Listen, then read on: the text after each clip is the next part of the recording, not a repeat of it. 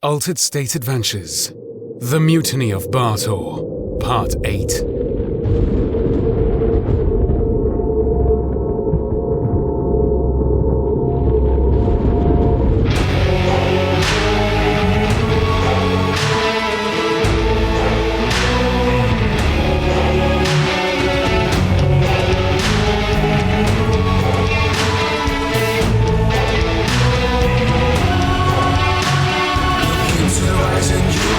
To adventurers with a destiny, their blades are sharp, their aim is true, facing danger, not enough for you.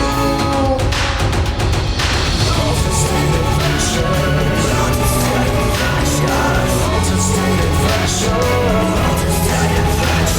Altered State Adventures, Altered State Adventures, Altered State Adventures, Altered State Adventures, Altered State Adventures.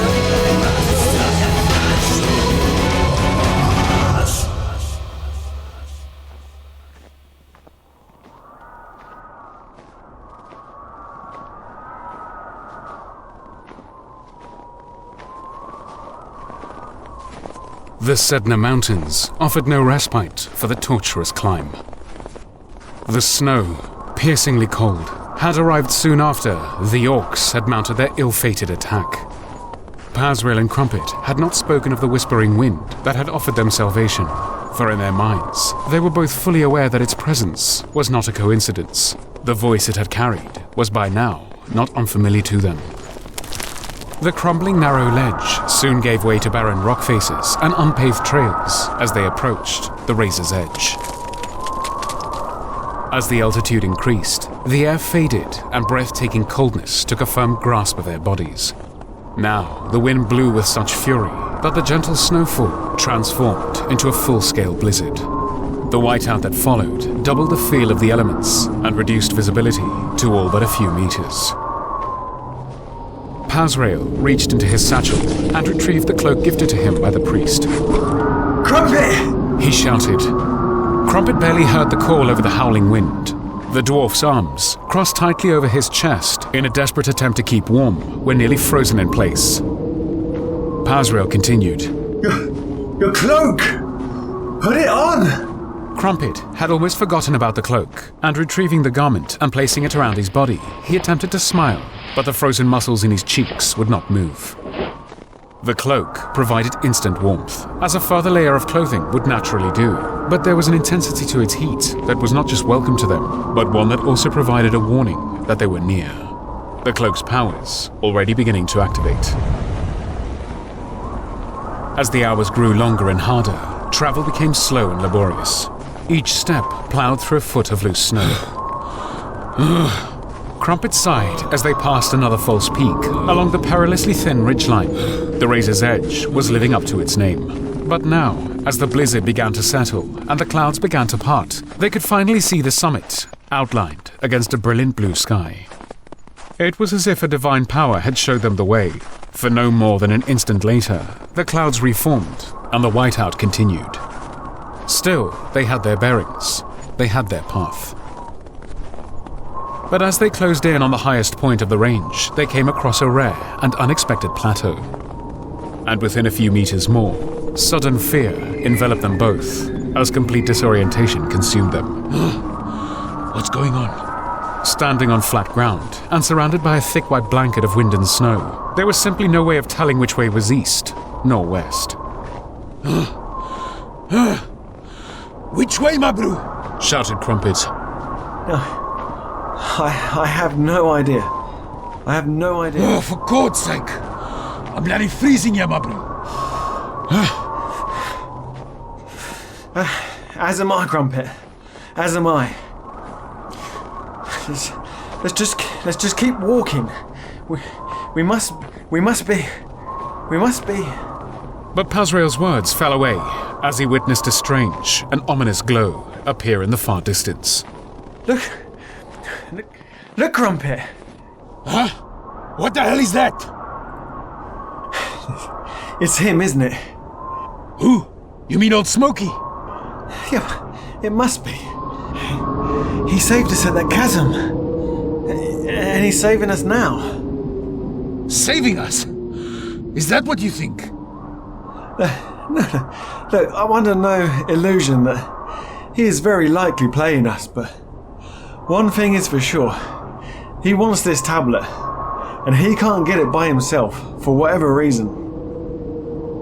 That must be him. That must be the way we should go.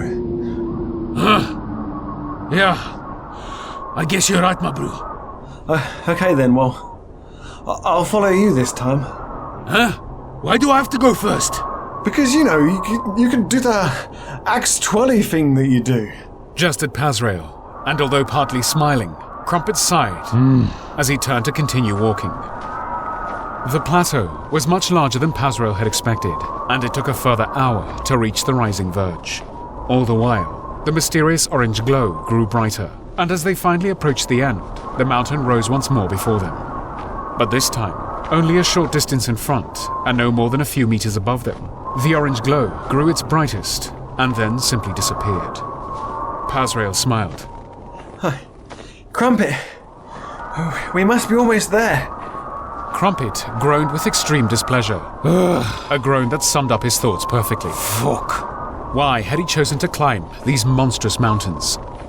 The path before them took on a flattened trail with steep verges rising on either side, almost as if it had been carved by someone or something. And it didn't take long before they were finally confronted by what they sought. Before them now, carved deep into the rock face, stood an overwhelmingly large archway, protected on either side by even larger stone guardians. Their eyes, worryingly real, pierced down upon them. And within the multi-layered archway stood a flat, featureless stone door, the gateway to Baator. Krumpet, scratching at his frozen beard, looked up in awe. You know, I've seen a place like this before. In the Outlands. Pazrael stood beside him, admiring the gate as well, and also trying to figure out just how they were supposed to pass through it. Yeah, well, we're not in that realm anymore, my friend. As the wind howled around the mountain, Pazrael and Krumpet inspected the carved entrance. The door was solid, cold. It had no lock, no instructions, no markings of any kind. It simply stood there, ominous, overbearing, and somehow intimidating in its presence. Pazrael examined the perimeter. There's nothing around the edges. So, what now? Said Krumpet, punching at the door a few times with increasing anger. What are you doing? The miserable weather grew increasingly colder, and now, stuck with a seemingly impassable door, tempers began to rise. I don't know. Can't you use some of your dwarf vision or something? Krumpet stared mockingly at the door. Huh? Why? 'Cause it's stone? Nah, bro. We don't just look at something and figure out how to open it. Why don't you use your magic arrows? Oh yeah, great idea. Said Pazrael, pulling several arrows from his quiver and firing them at the door. Each arrow broke or bounced away pathetically. But that's not going to work, is it? I can't fire a few arrows at the door and hope it opens up. Well, I don't know, do I? Krumpet now returned to punching and kicking at the door. Use your bloody wisdom to figure it out, my bro. Why don't you use your crazy strength or something to break it down? Krumpet briefly considered the idea. Well, I suppose I could try to smash it with my trusty axe. Huh? Did you hear that? Yeah, I have a few times now. Yeah, once when we got the tablet from the desert. Yeah, and once again when we recovered the second part from the crazy man. But it's him, isn't it? But what does it mean though? Suddenly, the rock face emitted a deep rumble.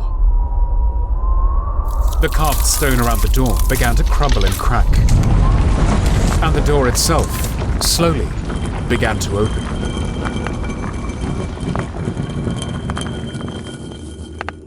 Instantly, a gust of thick warm air escaped from within and rushed over them. The air was filled with the smell of death and rotten flesh, and carried on the wind the faint sound of tormented screams. Hear that? Said Krumpet, holding his nose. Well, I guess it means we can go in then. Yep. I guess so. But the two hunters remained still at the entrance to the gate. So, who's going first this time, my bro? Well, I was thinking... No way. I went first last time, my bro. It's definitely your turn now. You got all your fancy arrows, huh? You can use them if you need to. Look, it's a bloody wide door. Let's just go in together. Agreed? Aha. Yeah, my bro. Agreed. Already wearing their empowered cloaks, Pazrael and Krumpet briefly checked and prepared their weapons before setting forth into the horror that awaited them. Slowly, carefully, they descended the dark, thin, cavernous passage into the heart of darkness. Their footsteps on the cold stone below echoed around them with every step. Their breath grew louder, and with every crumble of ancient rubble and stone beneath their feet, their hearts beat faster. Pazrael slipped and briefly lost his footing in the blackness, but managed to quickly regain his balance. Krumpet fared a little better with his dark vision, thanks to his natural-born dwarven abilities. Pazrael, pulling an arrow from his quiver and firing it, watched as the arrow shone a brilliant white that lit the surrounding walls as it descended an almost intraversable steepness. They took small sidesteps as their eyes adjusted after the blinding flash of the arrow, but for now there was only pure blackness in every direction. An eerie silence broken only by the occasional whisper of the slightest breezes. The screams of pain and torment still carried on the wind. Suddenly, the flames of 100 torches puffed into existence, affixed to the walls on either side. They spread into the deep distance. Reach the precipice. I will greet you there. Krumpet recoiled, ready for action. What the? Where is he? Huh? He didn't appear. Are you still there? But there was no response.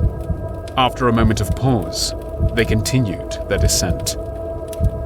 A further flicker of light came to life before them. The closer they stepped, the more apparent it became that the flicker was reddish-orange in color. It had to be fire. It had to be the guiding light that would lead them to the end of this cave. They continued, slowly, so as not to trip on any obstacles or hit their head on any low-hanging rock. When they reached the light, the entrance from which it emerged seemed small and shallow. Pazrael trailed his hand on the ground behind him until they finally reached the floor of the cave. Now, they had to get down on their hands and knees to crawl through the gap. And as they did so, they were hit with an intense level of heat. The sound of screams and battle now filled their senses, as if they were at the center of an amphitheater.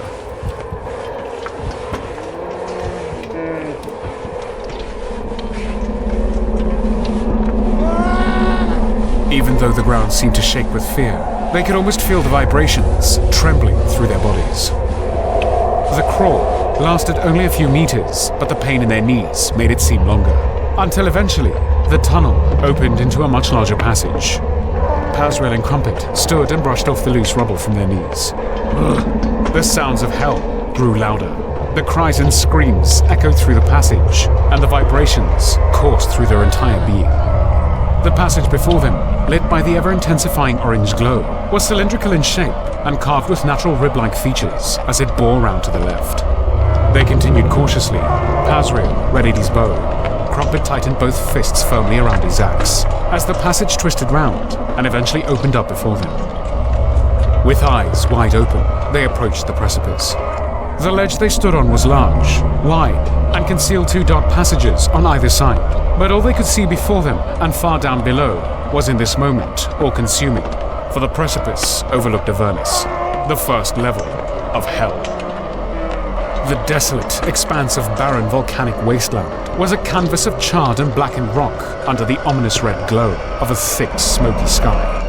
The oppressing air was heated by rivers of lava that twisted and coursed their way through the land. The infamous River of Blood, the River Styx, was clearly visible, snaking away into the hostile and jagged mountains beyond. Amnitsu devils guarding the river's banks. Across the bleak landscape, imps in their thousands could be seen, as well as many other devils that roamed the land and skies. A spined devil appeared and hovered in front of them, dangerously close, and then, with a flap of its enormous wings, twirled into a nosedive upon some unsuspecting prey below. A steady flow of demons entered in their masses upon the river, all keen to disembark and engage in battle with the ever-ready devils.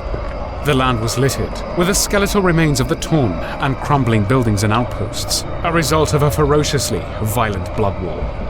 Cries of battle mingled with the screams of pain and torture. Far off in the distance, a large structure could be seen.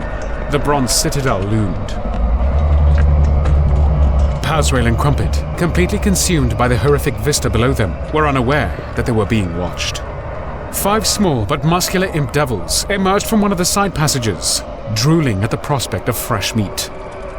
A loose stone crumbled under the talons of one of the beasts, and Pazrael turned to face them, drawing his bow and preparing a glowing red arrow for release. The leading devil suddenly bellowed with roaring laughter.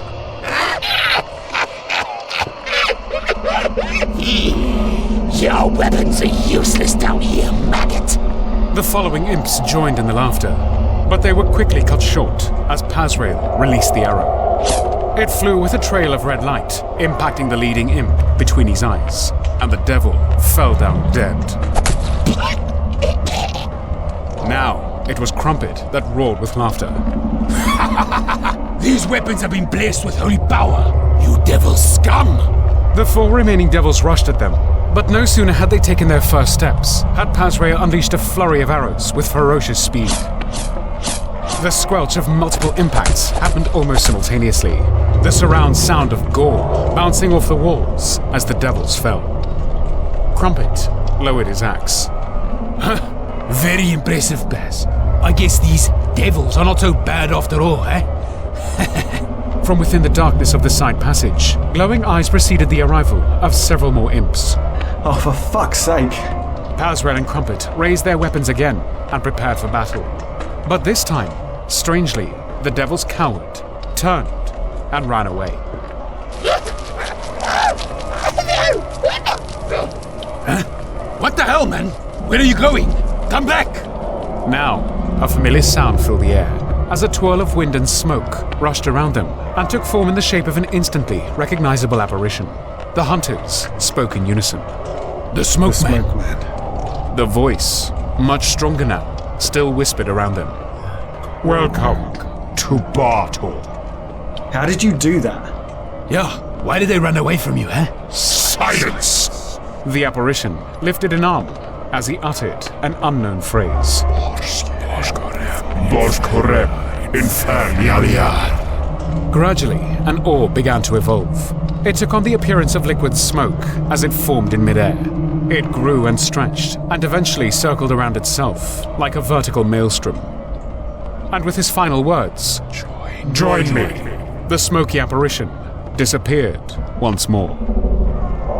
Pazrael and Krumpet, eager to leave this place, but apprehensive of what deeper, darker horrors awaited them on the other side, readied themselves for whatever would come as they stepped forward and entered the portal.